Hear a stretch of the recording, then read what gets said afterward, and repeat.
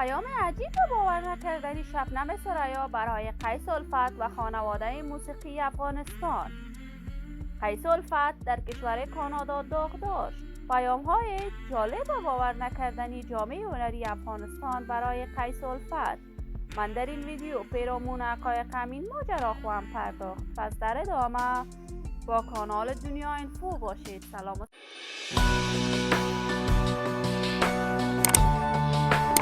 سلامتی ایام و کامتان باد. شما را خوش آمدید میگم به یکی دیگر از ویدیوهای جذاب کانال دنیا اینفو.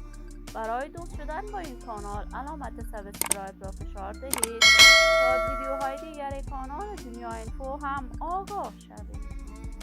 قیس الفت شاهزاده غزل افغانستان، یکی از هنرمندان بی‌بدیل، سرشناس و ناماشنای کشور، شب قبل پدر عزیزش را در کشور کانادا از دست داد و در صفحه اینستاگرامش متن نوشت: خداحافظ آقا جان.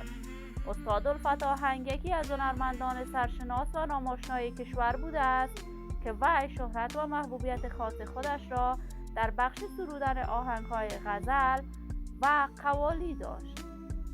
الفت آهنگ لقب استادی را در کشور هندوستان از آن خود کرد. وی در آنجا تا درجه ماستری تحصیلات خود را در رشته هنر موسیقی ادامه داد.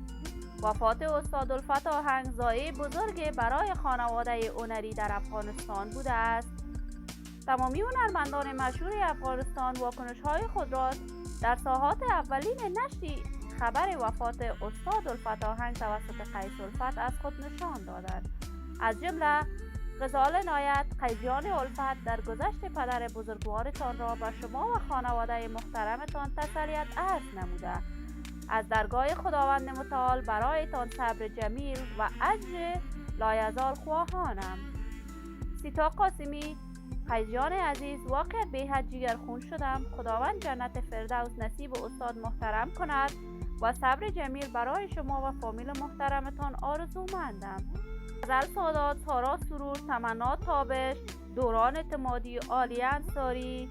تمام اینها پیام‌های تسلیت‌آمیز خود را برای قیس الفت فرستادند، ولی دوست و همکار هنری خوبش شبنم ثریا تاکنون واکنشی از خود نشان نداده است.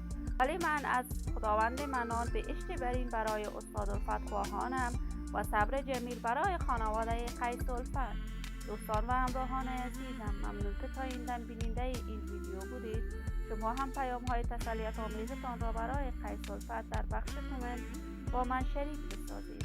این ویدیو را با علاقه‌مندان و طرفداران قیس الفت به اشتراک بگذارید. اگر تا هنوز عضو کانال دنیا اینفو نشدید، پس برای عضویت با این کانال علامت سابسکرایب را فشار دهید. صحت و سلامت برای شما خوبان آرزو دارم. تا درودی دیگر، بدرود.